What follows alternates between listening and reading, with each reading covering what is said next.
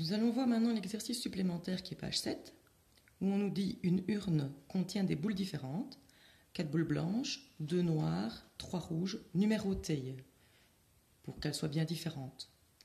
On tire simultanément et au hasard 3 boules de cette urne, soit x la variable aléatoire, qui a pour valeur le nombre de boules rouges tirées. Donnez la loi de probabilité de x, l'espérance et l'écart type. Alors, on va d'abord faire un petit dessin. On a une urne.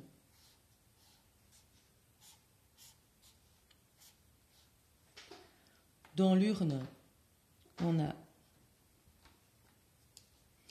4 boules blanches. On a 2 boules noires. Et on a 3 boules rouges. Alors, quels sont les événements qu'on peut avoir? Puisqu'on nous dit que la variable aléatoire correspond au nombre de boules rouges, c'est ça qu'il va falloir que je regarde. Donc je pourrais avoir 3 boules rouges, ou bien je pourrais avoir 2 boules rouges, ou bien je pourrais avoir une boule rouge, ou bien 0. Alors, la variable aléatoire, c'est le nombre de boules rouges. Maintenant, il va falloir réfléchir à la probabilité d'avoir 3 boules rouges. Il faudrait déjà savoir combien de boules j'ai au total. Donc, j'en ai 4, plus 5, donc j'ai 9 boules au total.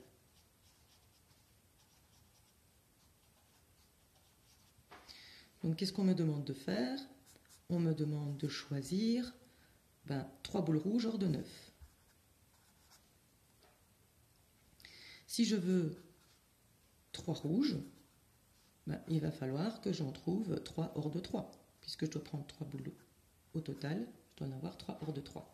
Et donc ici, je vais avoir C3, 3 sur C9, 3. Quand on fait le calcul, ça fait 0,012. Si je veux 2 boules rouges, alors je vais en avoir 2 hors de 3.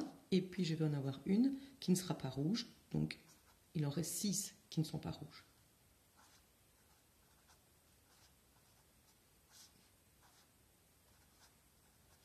Et ça me fait 0,214. Si je veux une rouge, je vais avoir C31 fois, j'en prends 2 cette fois-ci qui ne sont pas rouges, et donc je vais avoir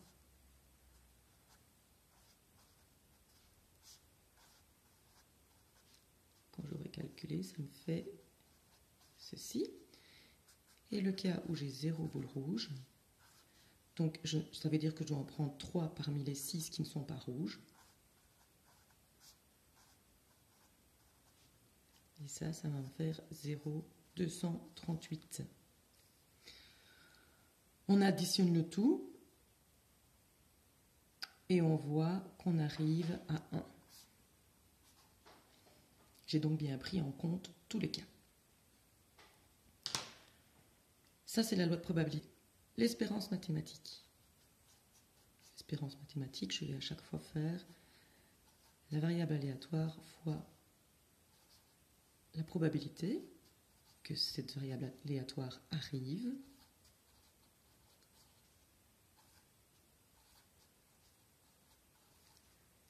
Je fais la somme et je vois que j'arrive à 1. Ce qui veut dire qu'en moyenne,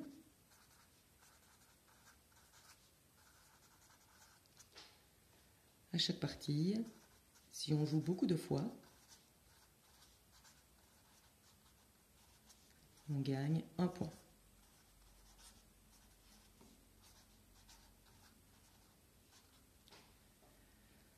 Alors, ce qui correspond aussi qu'en moyenne, on tire une boule rouge, puisque 1 point, ça correspond à une boule rouge. Alors, maintenant, on me demande aussi l'écart type, donc je vais devoir calculer la variance. La variance, c'est la probabilité fois la différence entre la variable aléatoire et la moyenne qui est de 1, le tout au carré. Donc je vais avoir 0,012 fois 3 moins 1, 2 au carré, 0,214 fois 2 moins 1, ça fait 1 au carré. 0,536 fois 1 moins 1, donc 0. Et 0,238 fois 0 moins 1 au carré. Je fais la somme de tout, ça me donne la variance.